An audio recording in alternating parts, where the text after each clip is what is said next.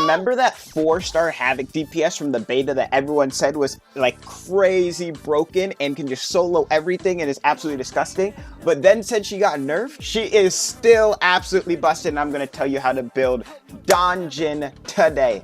We're going to be talking about her best teams, her echoes, her gameplay, her rotations, and all of that, so your Danjin can be set and ready to go through Solaris 3 and dominate everything. My name is Gib, and let's get right into it. Also, make sure to hit that sub button. Oh my god, but isn't Danjin just so cute? One of the nice things about Wuthering Waves, which I will be using to explain her basic gameplay loop, is that you can trial a character at any time. So, getting into Danjin's gameplay and her rotations here, I think Danjin is a character that people think is insanely complicated, and I think she does have a higher skill ceiling, but her basic gameplay loop is not that hard to pull off, besides the fact that you are usually going to be low HP in combat. So starting with her basic attack here, Danjin's basic attack is nothing too crazy, you know, simple 1, 2, 3 combo, and then going on to her skill here. Her skill has no cooldown, and every time you use her skill, she is going to lose HP, so do keep that in mind. Now, one of Danjin's most important things that gives her a lot of damage boost in her kit is the fact that she can mark an enemy that she applies her incinerating will to. As you can see here, I'm going to go a basic into a skill, and that is going to apply the mark onto the enemy, which is going to be this little flower that you can see on this guy here, and this is going to last for 12 seconds on the enemy. Another misconception on Danjin's mark, or just her overall gameplay as well, is that she's only single target, but Danjin's mark can actually apply to multiple enemies. Any enemy you hit by your second attack will get marked. Now, another combo you can do after you have the mark on them, this is going to be your highest damaging combo and highest forte increasing combo, is with 3 basics into 3 skills. And as you can see, that gave me almost half of my forte right there. Now, your charge attack, you can do without any forte, but the highest damage is going to be when you have it filled up. Now, that was the simple explanation of Danjin's heavy attack. What makes Danjin's heavy attack so crazy is, first of all, your heavy attack, every single hit in your heavy attack counts as a parry. And then on top of that, when you're in your heavy attack, you are invincible for the entire animation. And then, on top of that, Danjin's heavy attack is one of the highest damaging attacks in the game that's not ultimate based, and it only takes, what, like 5 to 8 seconds to get the full thing stacked up, especially if you're fighting an enemy that does a lot of attacks you can dodge, and you're spamming your dodge counter, you are going to be getting those heavy attacks super fast. So her heavy attack is very essential to her kit and why she is so busted as a character. Now, Danjin's ult is just a very simple ult, just does a lot of damage, but an important thing to note on Danjin's ult is it actually freezes time, and this time freeze even works in the Tower of Adversity, which is why you want to use your ult off cooldown unless you get extra copies. And lastly, to finish off Danjin's skill and kit descriptions here, her outro skill gives you 23% havoc damage deep into the next character that gets swapped on field until they leave the field, or for 14 seconds, which is why she is very good with Havoc Rover, which I'll explain in depth later on. And her intro skill is just when she swaps in, she does damage. Not really worth leveling, especially early game, since the scaling is very low. As you can see here, you get 2% extra scaling. You're saying, oh, but that's times 4. Yeah, but what is 2 times 4? That's not a lot of scaling, you know what I'm saying? So, yeah, not a lot of scaling, not really worth using it right now, but maybe later on, when we get more investment on our characters, intro skills will be more worth it. Also, for talent priority, might as well add that in here as well. Danjin uses everything in her kit, but if you are trying to min-max, I guess, her most important things are definitely her skill and her forte, because her forte is what scales up her Chaos Cleave, which is her heavy attack. And when you're investing in a DPS, I feel like you should be investing in all of their juice, except for intro skill, like I said before. And these are very expensive right now, these Havoc and these attack bonuses. So unless you really love Danjin, you want to give her a little bit of boost, don't really recommend getting these right now as we are early game, but later they will be more worth it. As you can see, this costs 3 of the tier 3 materials, and that takes a lot of wave plates when you could do something like maybe leveling up one of your sub DPS or... Alright, now talking Danjin combos here, let's start with her most basic combo, whereas you're going to go for a basic into a skill, mark them. Now you can see you want to get your thing up, so you're going to go for 3 more after this. And now you have half of your bar filled. But you want to get your full bar filled. So after this, you're going to go for 2 more. And then finish it off with a 3rd one. And then land your charge attack, guys. And that is going to be the most simple Chaos Cleave combo that you can go for. And because of that one was a little bit split up, this is what's going to look like all together.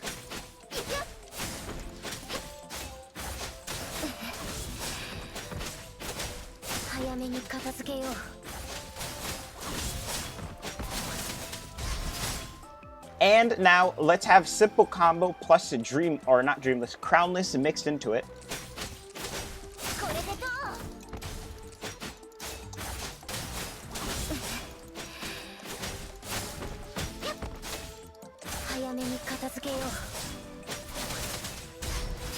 Now, there's one advanced combo you can do with Danjin that will fill up her Forte bar and give her all of her ruby stacks in around like 8 to 10 seconds. I also want to add that this combo is good because you start from your skill, and your skill is very good for parrying a boss. You can go straight from starting with your skill on attacking the boss into this combo, which is really nice.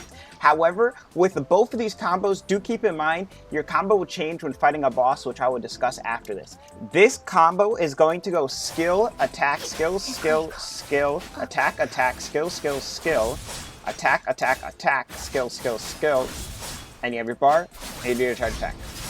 Now, that's a lot to take in, but pretty much what you're doing is canceling your first attack because Danjin's combo is able to start off of any attack string, even when you start with your skill. So this allows you to get it faster since you're starting with your skill, and usually when you're doing your regular combo, you're like a little bit off. As you can see right here, I'm like a little bit off, and doing that skill at the start fills in that skill that you would be missing since you're going into a double, triple combo after that. If that makes any sense. It's kind of hard to explain. Once you get the feel for it, you know, you'll be able to see it more and like, you know, have a better feel for it. All right, so we can get the practical value of this combo, let's do it versus Memphis. So as you're gonna see here, I don't exactly get the combo off because, you know, any combo, even your basic combo, is not going to be exactly the same when you're actually fighting an enemy, but you get the idea.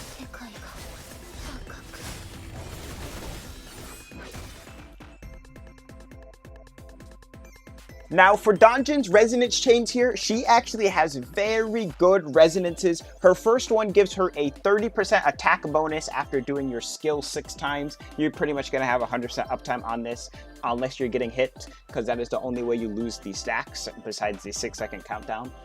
Your second one here is going to make it so that your skill just gets a 20% damage increase, which is just very nice.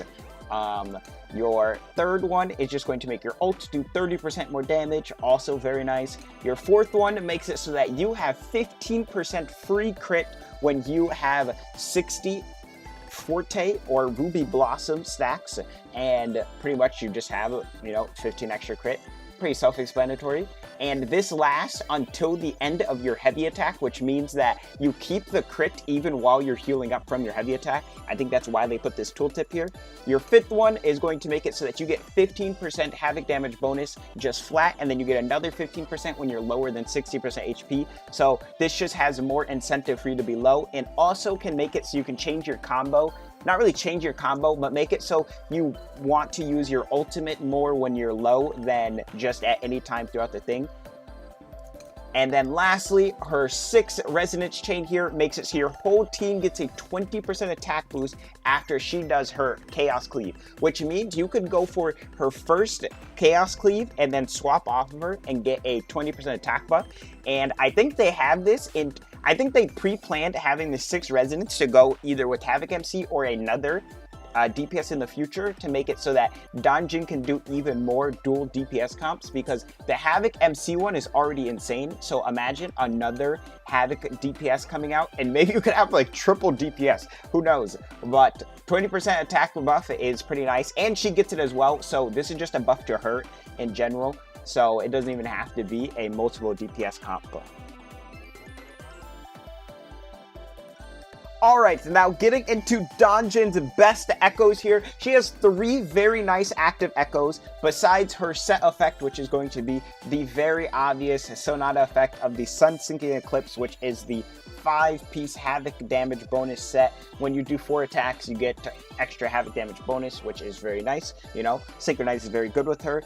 Now, for your active Echo, you're gonna want this big rock guy. Nah, I'm chilling. What you want is one of these 3. You want either the Dreamless, the Tambourinus, or the Crownless here.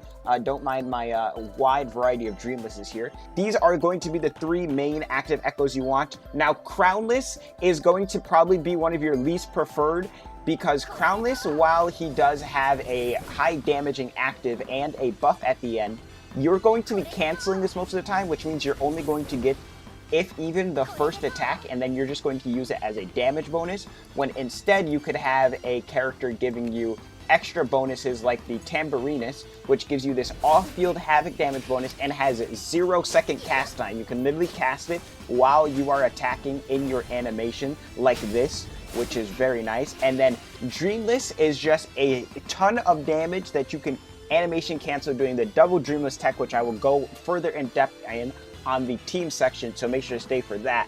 But those are going to be your 3 active Echoes, and then like I said, you are going to be on the 5-piece Sonata of the Havoc set. And one last honorable mention is these Excurats. It allows you to go underground and dodge any attacks that are coming at you. However, this will be a big DPS loss as your Echo will be doing no damage, but it does give you survivability in something like the Morning Ikes when it does that really annoying attack that sends like 50 lasers at you. And lastly, for Echo main stats, you're looking for crit rate on your 4 cost. Your 3 cost, you're going to want Havoc damage bonus, and your 1 cost, you are going to want attack percent. That's about it. And some substats that you want to look for are heavy attack damage bonus, obviously crit rate and crit damage, and resonance, liberation, and skill damage. She can benefit from all of those.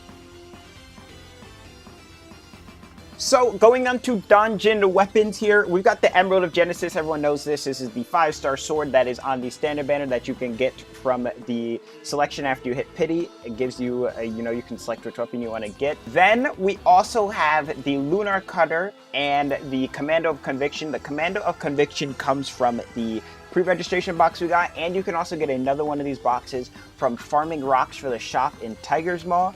And there's the Lunar Cutter, which comes from the Gotcha banner. It just gives you 12% attack when you're swapped into. And I want to mention one of her best 4-star options is the Daybreak passive of the sword number 18.